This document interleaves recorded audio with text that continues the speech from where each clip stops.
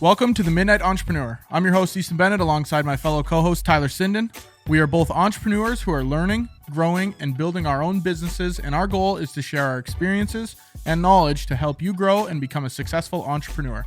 Strap in. I wonder if I'm ever going to memorize that where I don't have to read it anymore. You will. I think you might get to the point where you're kind of winging it at the same time, but you're like, you got the gist of it down. Yeah. I think we'll get there. There's one hiccup in the middle that I'm not sure about because it's like, I never know where to put the punctuation, but I figured it out on the fly. What do you mean punctuation? Like it's kind of a long sentence and my breath runs on a little bit. So I'm like, but we get her done. We'll get there. Yeah, we get her done. What have you been up to, Tyler? I know I got a couple things to talk about, but what's new with you? Yeah, I feel like this is kind of different for me. I feel like I don't really have much to share, but actually we had a meeting, my business partner with our company, and we trying to take small steps because we were hitting a little roadblock where just kind of stale, didn't have much going on. So got a meeting set up, and out of the meeting, we had a whole list of stuff to do, and we're like, all right, let's start small, take some baby steps, go from there, and just slowly build up from there. So that's one thing. I don't know if I really said it much, but I was really unmotivated. I think I told you personally, didn't really talk about it much on the podcast. I was just like really unmotivated, didn't know what to do, kind of directionless. And I did tell you about the book. I bought like this productivity book, and it's actually helped out quite a bit. I've spent a lot less time on my phone, which is good. And I'm doing more meaningful, impactful work. And past few months, I have been training for a half marathon. I don't know if he still listens to the podcast, but he was listening to a few of the episodes. Jorge reached out to me and he goes, "Hey, let's do a Ironman." And I'm like, "Whoa there, cowboy. Let's slow our horses here." And I don't even know if I can do a half marathon. So we're going to start out small. So I actually got a half marathon coming up this weekend. Ooh. And yeah, so we've been training quite a bit for that. And then also at work, getting a little bit hectic there. I got promoted. My strategist left. My strategist left, so taking on a few more clients and probably going to be getting a little bit more busy there. So got actually quite a bit of stuff going on my side. What's going on your side? So you were lying. You said there's not much going on, and then you were like, "Hey, actually, I lied. There's a lot of stuff that's going on." No, I feel like in the past, I I don't really ever say I have much going on. Oh, so, you mean this week you had a little bit more? I got you. Yeah. I got you. Well, for me, I got a speaking engagement tomorrow. I haven't done a speaking engagement in quite some time. It's called Startup Minot. So it's pretty much they have two speakers talk for 10 minutes about what their business is and what they provide. And then there's like a 10-minute question and answer with each guest. So excited to see how that goes. I'm a little nervous. Not nervous, but more excited. Anxious, yeah. I've been trying to do that, lady. Turn your nervous, whatever you think is nervous or anxious, just say you're excited and it flips it in your brain. But that's tomorrow morning, and I have my bullet points ready to go, and I practiced it a couple times today, so we'll do that. I think the last speaking engagement I had was to like a bunch of high schoolers. So this will be a little bit different. It's actually with adults that know what they're talking about, so I can't just lie. But yeah, to high schoolers, I could just say whatever I wanted. It didn't really matter. They didn't know. They're like, "Oh, this guy must be right." That, and then I got, sorry, did you have a question about the speaking engagement? So one of the guys I work with, Jonah Lanto, he's a producer for like a live event company. I don't know how he's involved in it, but he's at every single one. I think he might be the MC for it. And then the Minot area EDC, the chamber guy, I think he's the president of the chamber. He's heavily involved in it, and he reached out to me, and I've worked with him through one of my previous clients. So the Discovery Center, the Magic City Discovery Center, he's on the board, their marketing board. So that's kind of how I have a relation with that guy. And he reached out and said, "You want to be a guest?" I was like, "Sure, I'll come talk." Sweet. Yeah, I just had to put a quick pitch together. It seems pretty simple. They got coffee. It's at 7:30 in the morning. That's my only thing that I wish it wasn't. I'm not very good at talking in the morning. After I talk all day and like I just practiced the pitch, and it's like 5 o'clock here probably, and it was great. I did awesome, but yeah, nice. 7:30 in the morning, we'll see. I might chug a Red Bull. Maybe But you'll start waking up at 5 eventually. ugh, I actually no, probably never. I'd have to get a lady that settles me down and wakes me up that early in the morning. But yeah, I mean, I tried it for a couple weeks where I woke up at 6, Mhm. and then it sucked. Yeah, So now wasn't for you. I just wake up at 8 and I just work later. So, Mhm. lately with all the podcasts that I've been producing, usually I work on the video production company, the actual thing that pays my bills, from about 8:30 or 9 to 5 or 6.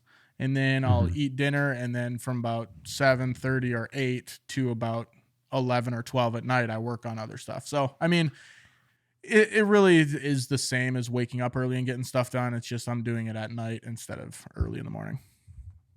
Which that's something a lot of people preach. Oh, you got to wake up early to be productive. It goes both ways. You can wake For up sure. you can wake up at a normal time, just do more work at night instead of watching Netflix, where that's where people Yeah, kind of run into some hiccups, I that's where think. they fall off. Yeah, but you're an early morning person. You like to get up early. That's correct. I do. I Do you wouldn't. feel, I do you feel wouldn't. productive in the morning? I, I define productive because I don't, I don't wake up to go watch Netflix or spend time on my phone. I Yeah. stretch for 30 minutes and then I go for a run. And now I just switch my workout to workout. So I'll get home around 7:30, 8ish, and I'll have a stretch, run, and workout in, and then I'll get to work. So So what time do you wake up then? Like 5:30? yeah, 5. 5, and then stretch for a half hour, or not Yeah. anymore? Yep. 5:30. Oof, 5:30 and then change, go for a run, sounds get miserable. back. Depends on how long the run is. It's actually not. I don't know. I wouldn't. I was never a morning person, and now, my body just wakes up at that time. Like if I turn my alarms off, the latest I Mhm. can sleep in is like 5:30. Like Yeah. it's Your bad. Like circadian rhythm, is that what that's called? yeah. It's, I don't know. I'm a not a big word doctor. I there. don't. Yeah, it is. I think I'm pretty sure it is. But yeah, it's just my body just is accustomed to that now, and I'll work a wedding and I'll get home at like 11 or 12. I'm like, all right, the first time I did it, I was like, I'm still waking up at 5, and Mhm. then the night before I only had like 4 hours of sleep, and then I got another 4 hours, and then I woke up the next day, and then I went for like a 10-mile run, and then I came back. I'm like, oh my god, I need to pass Take a out, nap. and I passed out for like an hour or two, and I just felt hungover after that. So after that, I started turning my alarm off for after wedding days, and I still wake up at 5:30 at the latest. Can't get out of it, man. You're stuck. Those wedding days are long too. I've done a couple Yeah, they weddings, are. man. They suck. But yeah, I mean that's pretty much on my end. There's not a whole lot except I was in Fargo this last weekend, and I have a client in Fargo, a couple clients around the state, but I've been thinking more and more about how to expand into the state outside of Minot. So that's something that's been on my mind lately. Not a ton of progress on it. Just meeting people. I think it's networking with people that are in those different cities and seeing where things go. So nothing crazy on that front, but maybe in the coming episodes there'll be a little bit more headway on that. But yeah, that's just one thing that I've been thinking about lately. Hmm. So I think we can get into our topic. If there's nothing else you'd like to share with our lovely fans. I'm fine. I don't know if you want to touch on what's going on with you. I know we went a little bit long, but I see you have a few other things, but we don't have to touch on it if you don't want to. Nah, that's all right. We'll skip them. All right. There's Cool. nothing crazy. All So right. let's get right into it. Losing clients. That's our topic this week. Losing clients, that's something that I think every business has to deal with, especially, I've lost a few clients where it sucks, and I'm getting more used to it as I'm operating my business, every single day. Have there been any instances where you've lost clients? Like, how familiar are you with losing clients? I suppose in your 9 to 5 job, I suppose that comes up here and there. Yeah, for agency percentages, we're actually pretty high. Like our agency rate is about 80% retention. I'd say 70 to 80 in that range, which is pretty good for agencies because I'm Mhm. pretty sure I heard is like usually 20 to 30%. So we're on the upper. I think it's because we're so niched down. We're like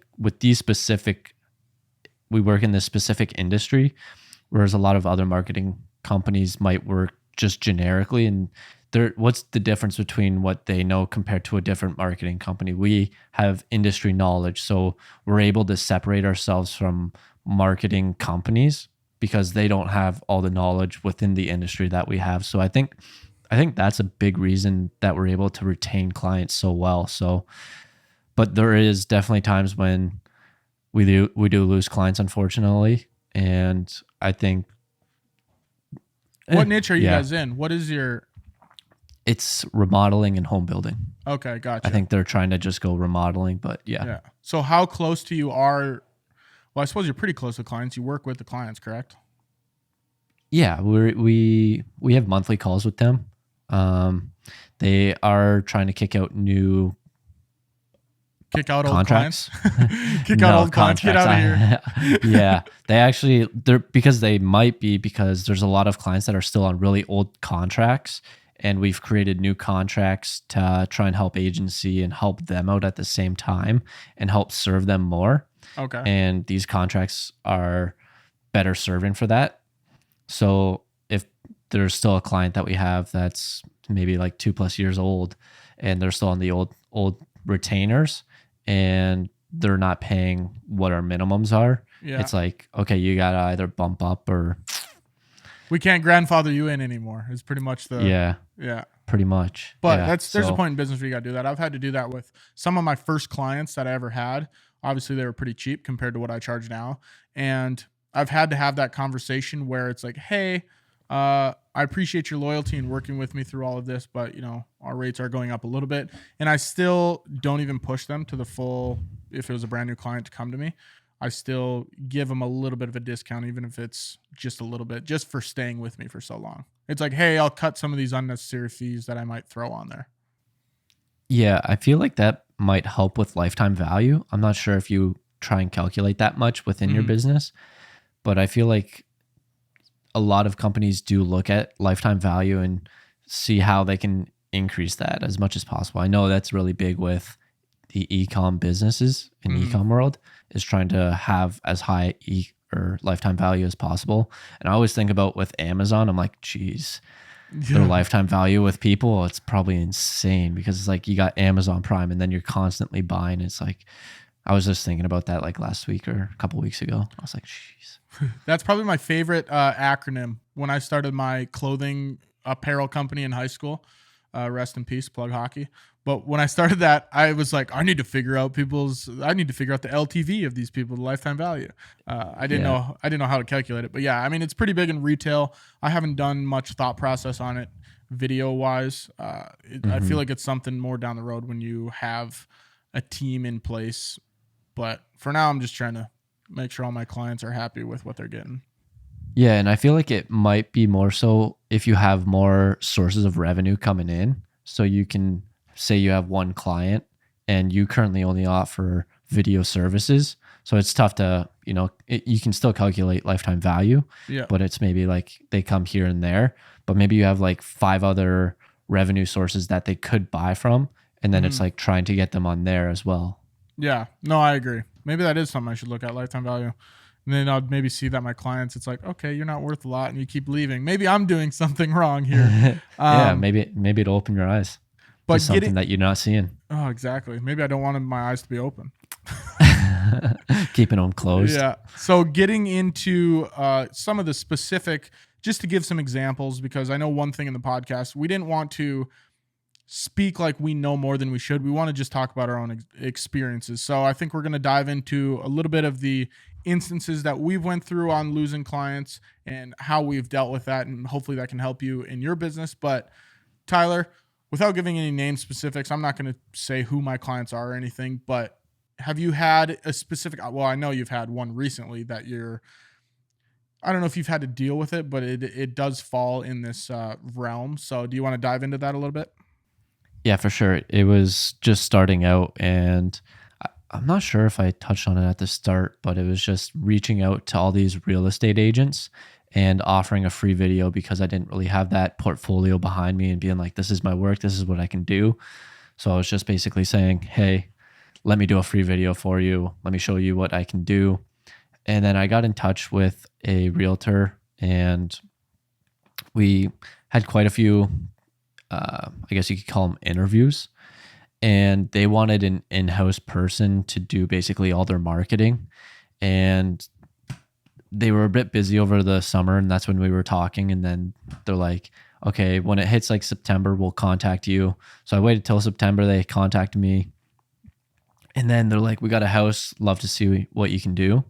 And went out, did the house for them. And then they're like, we also have another little thing going on tonight, stroll the street, and made a quick video for them for that as well. And I thought they were both pretty decent videos, and they liked them. They said that they liked them. So I don't know if that's fake or not, because obviously it didn't end up them going with me, but maybe it's just because they want someone in-house. Excuses, Yeah. but Yeah, no, and that's where it makes sense, because the variable of losing a client, in my experience, isn't always because you did a bad job. There's so many other variables when you do lose a client, that maybe, maybe the funds aren't there for them, or maybe they do want to go in-house, like you said, or there's so many moving parts in losing a client that it's not always like the client is firing you saying, we don't want to work with you anymore. Sometimes it is, hey, we want to work with you, but right now we can't. yeah, yeah, it might just not be the right time, like it was over the summer. They're like, we're too busy to, you know, get with you, plan everything, and do all this. We're just too busy. And then and then when they slowed down, they contacted me. So, yeah, they reached out. They're like, we want to pay you. And then it was like, no, I said I would do this for free. And then I did do an extra quote unquote video for them. So I was like, you know what? I didn't expect to get paid for this. I didn't want to get paid for this. So I just wanted the opportunity. I appreciate the opportunity. I wanted to just show you what I could do, maybe moving forward. Because during our interviews, I think I really impressed them with my knowledge within marketing, because they were talking a lot about Google ads, Facebook ads, all these different avenues that they did with marketing that they would want me to do. And, I pretty much know everything that they wanted me to cover. It was just, I think their main concern was I didn't want to work for them, because I currently have a job, and it's like, I don't want to go to another job. My main thing would be to create my own job. And I think that's very similar to you, where you first started out your video production company, and within a few weeks or month, whatever it was, the news station contacted you and they're like, hey, you want a job? And then I And I missed think the that's interview. yeah, it was in the junk folder. So I think that's really, I think that's really similar to where this was at. Is they really wanted someone in-house, because she told me, she's like, we can go to anyone on the street and freelance or whatever it is and just hire them to do it. What we want is someone in-house that truly understands us as a company, and we don't need to explain it to them every time, and just do all their stuff for them. Yeah, and that's something where sometimes it does suck being a freelancer in that instance, because a lot of times bringing people in-house for any service, it doesn't even have to be video services, it does save money for the company. So, paying people to be there 9 to 5, they can usually get more done in that time if they're working hard, in my experience. But, freelancer route can get a little expensive. But yeah, I mean, that's just another one of those instances where the partnership's great, the relationship's great, but it doesn't make sense. Yeah, so that's pretty much one of the main ones. Another one is he just struggles with communication. I find I'll like text him, I won't really get a reply. I'll email him, I won't really get a reply. So he's he's a close family friend with me. So I did a few videos for him. He really liked them as well. And then he pretty much said I could do it like a la carte, just go to the jobs or whatever, or we can like get you on retainer. And I was like, that's sweet, let's do it. And we didn't really proceed anywhere after that. So I'm going to be texting him this month or emailing him and being like, hey, is there anything you want me to do? Do you want me to go to the one building? Because he's got a project, a whole building, and it's like a 2-year long project. And he's like, it would be cool if we just got updates throughout the year, just showing like the different progress. So I'm going to message him and be like, hey, is there any new projects that you want? Do you want me to go and do that one again? See if he wants anything there. So he kind of fell off, and I feel like it's a little bit of just the communication aspect of it. But Yeah, I think a good thing, depending on the situation that was left off, is going back to the clients and reaching out to them, being like, "Hey, Yeah. maybe it's just like maybe it's even just, hey, do you want to go out for coffee or something like that? Just like, see how they're doing, stay in touch with them and keeping that relationship there." Yeah, and a lot of that is just staying in touch because you never know when down the road if they're going to need your services. There's been a couple times where I've had a retainer and we're working and the relationship's good, and then they stop. I lose that client technically, and then down the road they say, "Hey, let's start that up again." So it's always better to leave on a good note. Don't burn that bridge because you don't know what you're going to get down the road. How do Exactly. you how do you mentally you personally how do you mentally deal with losing those clients? I kind of alluded to it where you don't want to burn that bridge, but it does kind of take a toll on you when you get an email or a text or whatever it might be, and they say, "Hey, this was fine, but we don't want to work together." However they phrase it, but how do you mentally go about receiving that news? I go and cry in a corner. Me too. Wall punch. Seems to work. Wall Yeah, it punch. seems. Yeah. You should see my wall. I got so many holes over there. um, yeah. Honestly, it sucks. Just for me, it's more so like on a ghosted side where they don't really they just stop contacting me. So Mhm. I think if it does happen, just being grateful and appreciative of the opportunity that you were given to go out, help them, and just being like, hey, no worries. If you ever want to like get coffee or something, and just keep that relationship. I think, I don't know how many times we've said it, but relationships and networking is huge. And then maybe there's just something later down the road that something does come up. It's just always being available and maintaining and keeping that good relationship. Like, you don't want to go at them and be, unless it was a really shitty spot and a really shitty relationship, Yeah. then maybe it's okay to, you don't want to be like, hey, fuck you. You want to maybe just be like, hey, no problem. I understand. And then maybe just not really pursue it that much anymore, but you want to keep that relationship and maintain that going forward. It's always better to take the high road, I've found, even if it is a bad situation where you have to say, like, "Hey, this sucks. I don't want to, like, I want to yell at this person," right? Or blast them in an email or something. But the kind of that you bringing that up brings me to, or makes me think about two different avenues, I guess. One is actually some clients I've lost, and then some into the ghosting. So the ghost, have you had a goddamn clicking problem there? Jesus. Man, it's my thing. It's like it looks so cool, but it's like squeak, squeak, squeak, squeak, squeak. But no, the ghosting avenue, I've had that happen to a couple clients this summer where they're really gung ho about the project, and which is weird because a lot of the times I chalk up ghosting to budget wise. So there's been times where I meet with a client, we have a discovery call, I give them a number, a figure of what this project's going to cost, and I don't hear from them after that, which a lot of times I can pick that out and I could say, okay, this makes sense as to why they don't want to move forward. I threw them an outrageous number. But the two that I've had recently, and I won't even say what industry or who the client is, but they've given me a budget and I've come in at or under that budget, and then I still haven't heard from them in months. So that's something in it. I've reached out a few times where it's really perplexing. It's really goofy because I remember one project was a $5,000 budget. The gentleman called me. He said, "Here's exactly what we want. We've looked at your work. We enjoy your work. We want you to kind of send us a treatment of what you think we could do or what the best idea is that you have in your mind," which, awesome. I can do that. They said, "We have $5,000 we're putting towards this." And I said, okay. So I sent him a project and I said, "Hey, here's what this video is going to look like. It's pretty much exactly what you explained. Here's going to show up. Here's how long it'll take. Here's the price." I think it was like $4,900. So I even tried to save a little bit of money, and never heard back from him. Or no, I heard back from him right away. And he said, "This looks awesome. I'm going to share it with the board, blah, blah, blah. We'll be in contact with you next week." Didn't hear anything next week. So I sent him an email. "Hey, did you have a chance to share that information with your team?" Didn't hear anything. I have the guy's number. So a couple weeks later, I text him, "Hey, don't know if you got my email a couple weeks ago. Just wondering if we lost some steam on this project."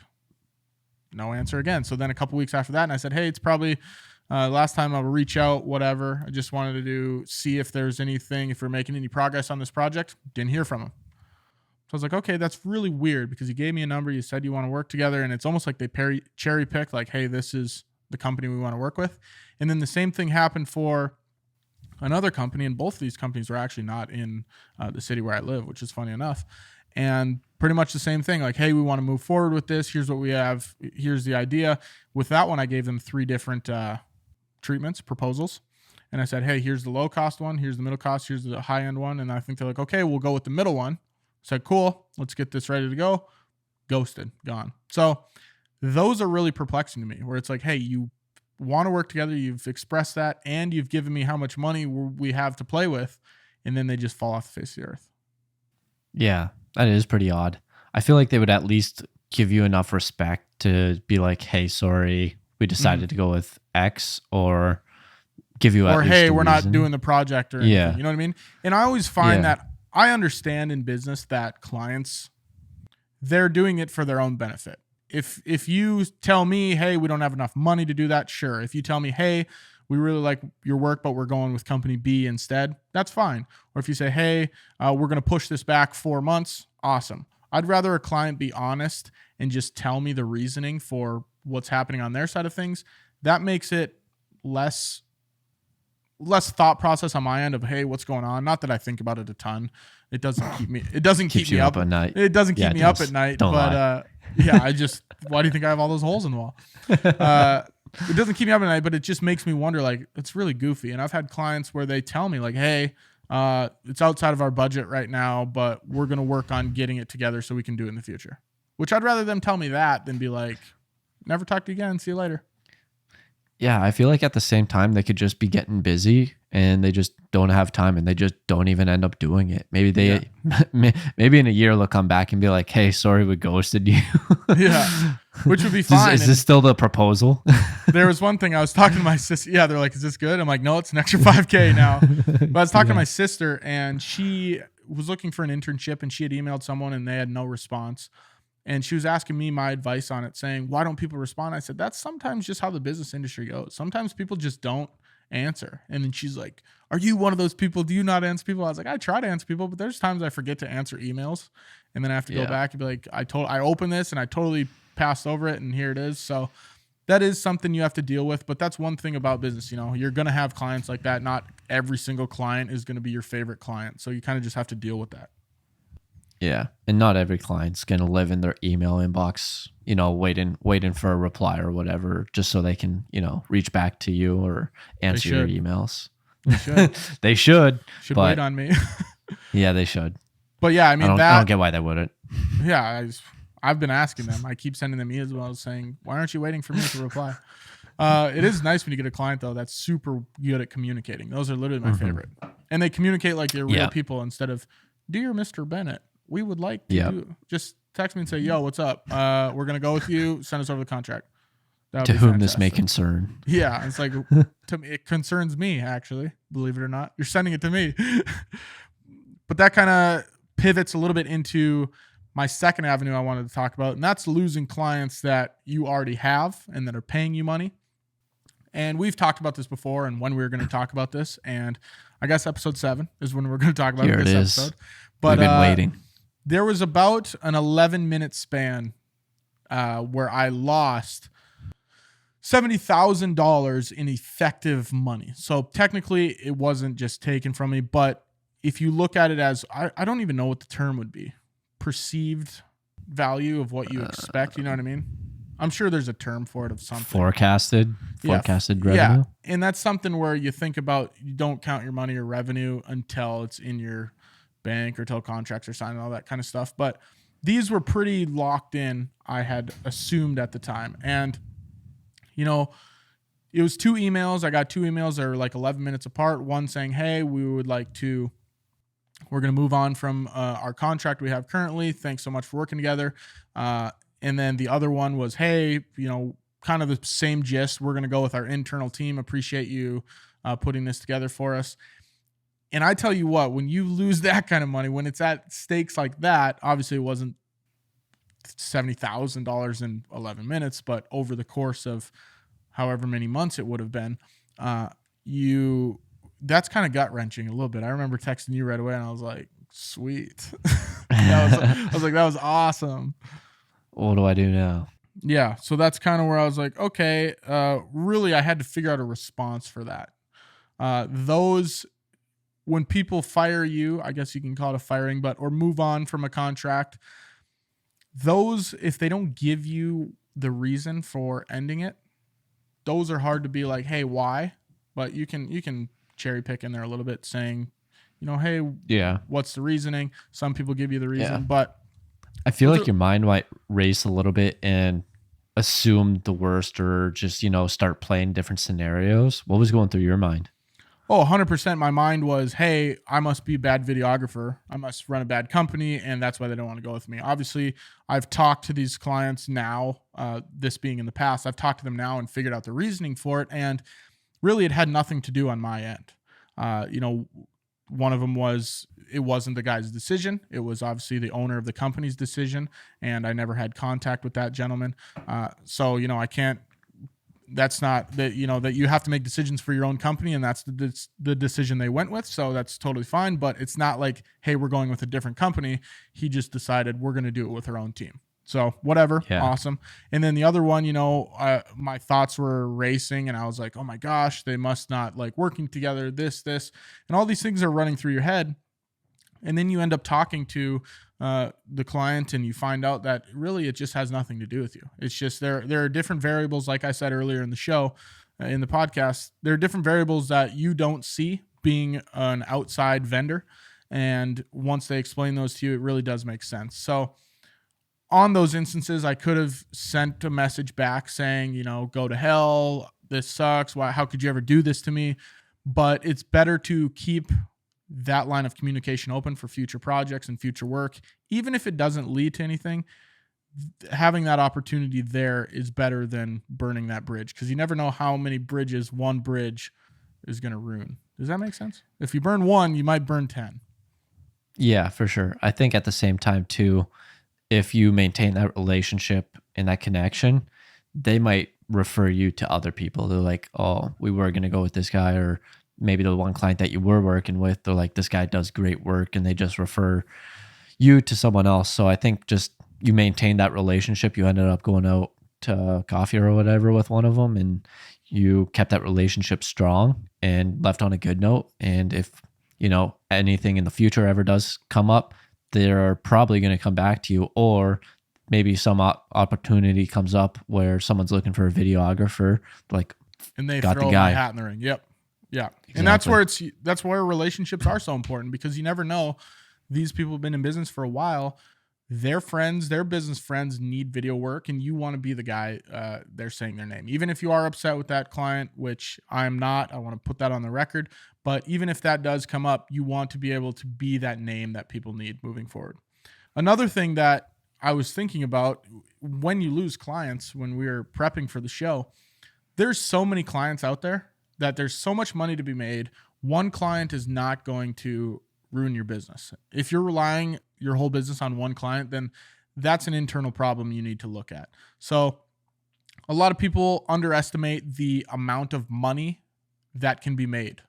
If you have a scarcity mindset thinking, oh, I'm competing with this person, if whoever gets this job is going to eat tonight, that's a bad mindset to have. So if you can just think, okay, there's so many clients out there, there's so many businesses out there, people I can work with, that will put you in the right mindset to go out there and get another client. Yeah, the market and audience is quite a bit larger than you might think. Yeah. And I think at the same time too, competition creates more value too, or more I don't know, is it demand? Yeah. But I think it's good. It's good to have competition too. Like if there's another videographer, you're basically able to compete with him and then raise your prices at the same time. And at the same time, they're choosing between two. Whereas, so there's an example of two vending machines. One's Coke, one's Pepsi. And it's better to have both of them there, because when someone walks by, instead of thinking, do I want a Pepsi or not, they're going to be going with no. As if there's two of them, they're going to walk by. It's like, do I want Pepsi or Coke? So they take the And no it's off the table. yeah, exactly. I like that analogy, actually. And it creates a better product, too. Competition creates a better product for both people competing. That's true. If That's true if because I it know my pushes you to video, get better. yeah, if I know my videos suck, he's going to win. So Yeah. or she's going to win. I have to create a better No product. discrimination. Yeah, exactly. But that's kind of all I have on losing clients. That's my experience. Tyler, is there anything else you want to talk about losing clients before we kind of hop into this new segment we're going to introduce? Not really. I feel like breaking up with clients is part of the process. Either you're growing, they're not growing, and then it's not a good fit for you. I think it's just part of business and part of life cycle. And sometimes you can have it where you don't have the breakups, but then there are gonna be a lot of times where it just happens, and you just gotta suck up those blows. We haven't had any quotes this episode. What was that Mike Tyson quote? Backed up against the wall. You always have a plan until you get punched in the face? Yeah. Is that the one? I don't know. Does that apply here? I don't know. Does that apply here? Sure, it applies everywhere, man. Don't get punched in the face. Yeah. So, I mean, Yeah. and that's the thing. If you're going into business, you're going to lose the clients eventually. So don't let it ruin your day. Well, it can ruin your day, but don't let it ruin your business life. There's going to be times when you lose clients. It's inevitable. So you can't go into business thinking that everything's going to be picture perfect. Just don't take it personal, because a lot of times it isn't. Unless they explicitly send you an email saying, fuck you, I hate this product that you deliver to us, never email us again, then you can maybe take it personal. But other than that, generally, I've found in my experience that it's not personal. It's just them making business decisions that they have to make. Yeah, one day or one moment doesn't ruin a whole year or whatever it is. And also it comes with a learning opportunity at the same time. If there is a lot of failures do come with learning opportunities, and that's the best time to learn. Boom, right there. There's our quote of the day. So we're going to get into a new segment that Tyler and I have been spitballing, throwing around. And this is kind of to spark our brains a little bit. And we're going to introduce one new business idea every episode. We're going to start with one. If eventually we might get into each of us has our own idea, but we're going to just start with one and kind of spitball back and forth and see what we can make out of it. So these aren't generally ideas or necessarily ideas that relate to either of our businesses. They can be, or it can be a totally different idea. And I think today's is kind of a totally different idea. I think it is, but I'm not sure what it is. Do you mind elaborating on it? Yep. Came up with it about an hour and a half ago. And I have written down on my notes here, speed dating for business interests. So the thought process behind this, when I thought of this, was one thing I see in high school and college students is they don't know which route to take in life. And maybe it's just by talking to my sisters and my friends that they switch majors and they don't know what to do. They don't know what they're good at. It would be cool if there was an event of some sort where, hey, here's 15 different industries. You're in groups of 3 people maybe, and you have 5 minutes and you go there and they pretty much give you an elevator pitch and it's hands-on if they want to show you something, and then you go on to the next one. So it's almost like you're speed dating these different industries to see what you like. What are like your thoughts on? Like a job fair? Yeah, but like fast. Is a job fair not fast? It could be fast. The job fair could be fast. Although this kind of seems like a job fair. I didn't really know the gist of it, but I didn't even think about a job fair until you said it. Now I'm like, yeah, it seems a lot like a job fair. Yeah, the issue with that, I think, is the recruiter can lie because we'll say the company Northwestern Mutual. I was talking to the guy, and I was talking to him, and he sold me. He sold me so hard, and I'm like, how much of this is? One question that I was really concerned about, I was like, how much of this is cold calling? He said none of it, and then yeah, so I went to the training. I got the interview, whatever, got the job. We went to the interview, and then we're going through the training. It's like a week-long training program. And I'm like, that fucking liar. This is literally all cold calling. And so that I think there's an issue that rises there where they can be misleading or say something that is not truly, what it actually is. So I'm not sure how you would get around that, but yeah, maybe this is a bad example to start off the first time we did this segment, but I should have pitched it to you before we hit record. But that might have been a good idea. But do you have something?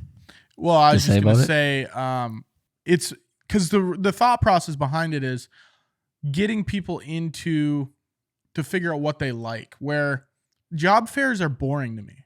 Like this would be like How would this be fun? it's almost like a challenge or a game where it's more structured. A job fair, you kind of walk around and check out what you like, right? Whereas this, it's almost, I don't know whether it be hands-on where, okay, you get 60 seconds here and then they move you along. Maybe not 60 seconds, but maybe 180 seconds. So 3 minutes. Yeah. So I don't know how it'd work, but I remember when I was starting, someone told me, try as many things as you can until you figure out what you like. Well, I didn't really like a job fair because I felt like if I go to a job fair, they say, hey, here's our job fairs are boring to me. People just, the kids walk around to pick up the knickknacks. I got a pen. I got a bracelet. I got this. Yeah, I feel that. I think one thing that I really wanted to do, I feel like I get bored fast. And I didn't really watch the show, but Dirty Jobs and how he just went from job to job to job to job. I kind of like that, where it's just trying out so many different jobs to see what you like.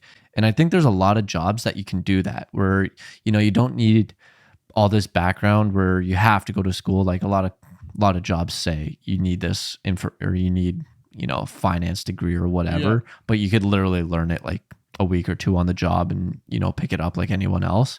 And I feel like if companies were more receptive to that and just having people come in, I feel like it would open a lot more doors for people to be able to, you know, go in and try it. But at the same time, you might have a lot higher churn. And I think one thing that I heard that I give credit to is what college or university somewhat does. It weeds out a lot of people. It shows that they have determination to go through 4 years of, you know, shit work if they don't really like it. Like they have the determination to be able to sit there, get decent grades, be able to pass. And, you know, it just shows that willingness to learn and succeed. So I think that's a little bit what college and university does. But I think being able to job bounce and see what you do like, see what you don't like, and find the industries.